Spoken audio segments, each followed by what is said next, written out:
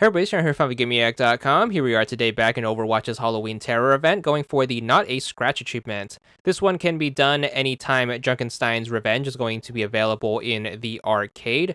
This achievement is going to be done on the hard difficulty. It is going to be to beat it on hard without the door taking any damage. If you are doing this in a group, I'm going to recommend that your team be McCree, Soldier 76, Torbjorn, and Zenyatta. Make sure you get into the game. The basic strategy you want to make sure you employ is you want to make sure you have Torbjorn place his turret somewhere useful. A good candidate is going to be the overturned cart on the far side of the bridge, the pillar to the left of the close side of the bridge, or on the little overhang to the right of the door. Make sure you have Soldier 76 take point on the left side, and he's going to watch the top of the staircase. Make sure Zenyatta throws up an orb of healing on him. Then the rest of the team, which is going to be the McCree, Torbjorn, and Zenyatta, are going to hang out in front of the door, and they're going to pick people off from a distance. Make sure the Zenyatta is throwing out Orbs of Discord before they take anyone out. That way you can get the damage buff. The beginning of the game is going to be fairly simple. Obviously, kill the regular zombies before they get to the door. Then you are going to have the Zombardiers, who are going to be your main damage dealers, and make sure you take them out before they can land any massive damage. So that's going to pretty much take care of the normal enemies, but the main thing you want to make sure you focus on are going to be the scripted events. So the main scripted events are going to be the shock tires. The first one is going to pop up at 6:51. A shock tire can come from either three of the lanes, so either the staircase on the left, the bridge in the middle, or the doorway on the right. They're going to move towards the door very quickly, and you're supposed to take them out before they can get to the door. If they hit the door, they're going to deal massive damage, which, of course, in an achievement run where we are trying to get to the end without the door taking any damage, that is something that we obviously do not want. So make sure you try to communicate with the group. You want to make sure you have everyone keep an eye out for where the tires are going to spawn. And once someone notices something, you want to make sure you have them call it out to the group. That way, everyone turns their attention and tries to take out the tire before it could start moving in onto the door. The second tire is also going to show up in a random lane. It's going to pop up at 6 minutes and 33 seconds. So make sure you have someone in the group keep an eye on the timer and make sure they are calling out for the scripted event times. Once you notice it, just make sure you turn everyone's attention towards it, and then hopefully you are able to get it. Of course, if the zombies are giving you trouble, you definitely want to have someone also on the zombies. But priorities are going to be towards the shock tires first, so do keep that in mind. So once you manage to take care of the first two tires, make sure you get back onto defense and then have everyone go back to their spots, and then make sure you try to take out the enemies. Make sure the person in the back is doing a good job of clearing out the Zombardiers, and then everyone else is going to want to try to thin out the zombies. Once you get to 5 minutes and 48, you are going to get your next type of scripted event in the form of your first boss fight. This one is going to take the form of the Reaper. The Reaper is going to start out by spawning on top of the tower in the middle on the backside, and then he's going to teleport to the near side of the bridge. As soon as he materializes, I recommend using McCree's stun grenade to try to get him to stay still. Torbjorn's ultimate is going to be super useful here. You can lava the near side of the bridge, which is going to give you extra protection on the door in case any zombies try to get through. But you shouldn't have too much of a hard time dealing with the Reaper, especially if you have 3 people towards the front of the door. You should be able to hold it down pretty well. It's also going to be important to note, like the Zombardiers, the bosses aren't going to be able to damage the door. The only thing that can touch the door is going to be the normal zombies as well as the shock tires. So make sure you do keep that in mind as well. You don't have to worry about the bosses rushing the door necessarily. Then we're going to get back into the game. Next tire is going to pop up at 4 minutes and 54, another random lane, so make sure you stay vigilant. You definitely want the McCree to try to post up as far back to the door as they can. That way they have as big of a field of view as possible, and they can call for the door when necessary. Then you're going to have another random tire at 4 minutes and 39, so make sure you stay vigilant. Torbjorn's ultimate is also going to be useful for taking care of the tire, as it's going to damage it along the way. So if the Torbjorn has it available, make sure they sprinkle it all across the front of the door, protecting all 3 paths right here. Then we're going to get another tire at 4 minutes and 25, so make sure you are prepared for that one. And then we're just going to keep defending the door until we get to 3 minutes and 53, where we're going to have boss number 2 in the form of Junkenstein's monster, who is going to be a Roadhog. Roadhog is going to have a ton of health and is going to be able to heal himself and also land massive damage, so you kind of want to be careful for this one.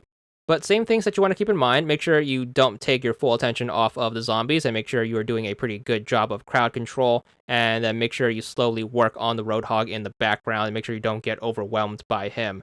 So take advantage of McCree's stun grenades here or anyone's ultimates that you have. A really good way of taking out a big chunk of his health bar is to use McCree's ultimate. So make sure you use that.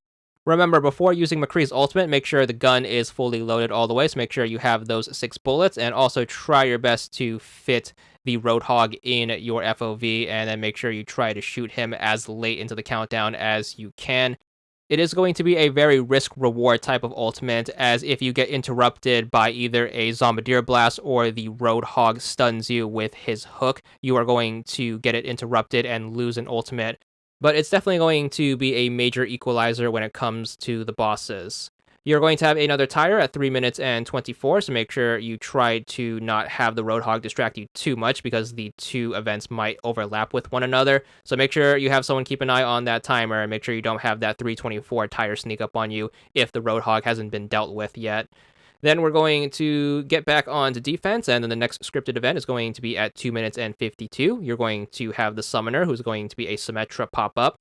Symmetra is going to start out by popping down a wall in the middle of the battlefield, which is going to block any bullets coming through. That's basically going to cut the battlefield in half. Symmetra is also going to have a pretty chunky health bar, although she isn't going to have any major damage dealing problems. So try your best to take her out. Make sure you do not let the tire at the 2 minute and 36 mark get you. It's always going to come from the right side, so try not to have the Symmetra distract your team too much. And then once you take care of the tire, you should have plenty of time to deal with her. You do want to be a little careful though. Once the wall goes down, there's probably going to be a ton of Zombardiers on the other side, so make sure you don't have them overwhelm you as they are going to kill you. I recommend spreading the group out a little bit, that way all the Zombardier fire isn't focused on a single point, and you have someone try to take them out while the rest of the group is finishing off the Symmetra. Then once you get past that, we're going to have another boss at 1 minute and 52 in the form of Dr. Junkenstein. He is always going to pop up in this corner walkway at this tower right here.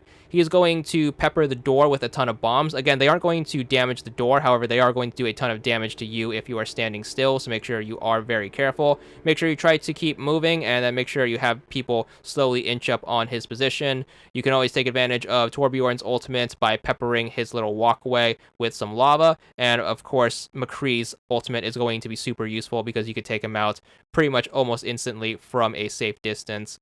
Take advantage of whatever you have, but a Reaper is going to come in at 1 minute and 36, so make sure you watch out for him. Remember the basics of dealing with a Reaper. Torbjorn's ultimate is going to come in handy, and try your best to stun him with McCree's stun grenade the best you can, and that way you can lay into him. It's probably best to call the Soldier 76 back to the door if he's giving you too much trouble.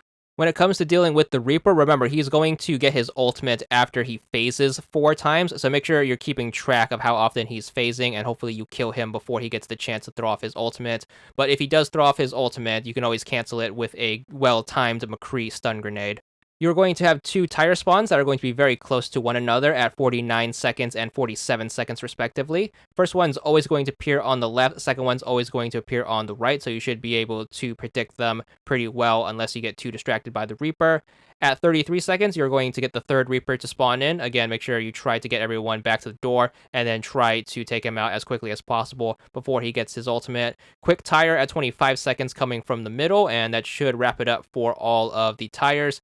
Then all you have to do is just make sure you hold the door until the timer depletes. Once the time runs out, you're going to get the final boss in the form of the Witch, who is going to be a Mercy. She is going to revive Dr. Junkenstein and Junkenstein's monster, so you are going to have to deal with 3 bosses at the same time. Make sure you take out the Mercy first. The reason for that is if she is on the board, she is just going to continually heal her fellow teammates, so make sure you prioritize her.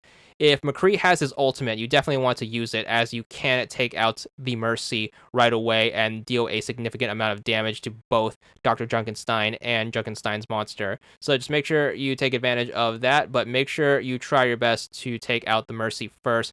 Once Mercy is dealt with, you're going to have to decide among the team which of the two bosses deserves your attention more. You are going to have Dr. Junkenstein, who is going to deal a ton of damage to whoever's going to be directly in front of the door, so that might deserve more of your attention.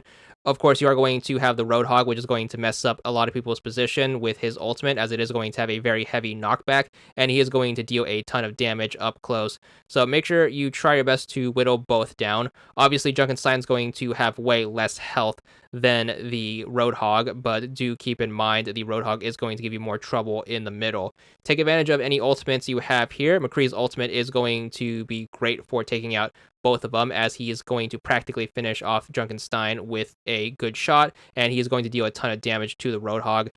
Zenyatta's ultimate is going to be great to heal anyone who's going to be at the door and taking too much heavy fire from the Junkenstein. And of course, Torbjorn's ultimate is going to be a great way of holding the door from any zombies who are going to be coming in if you are to focus on the bosses. But if you can manage to defeat all three of them, you should be good for the win if the door didn't take any damage during the whole time.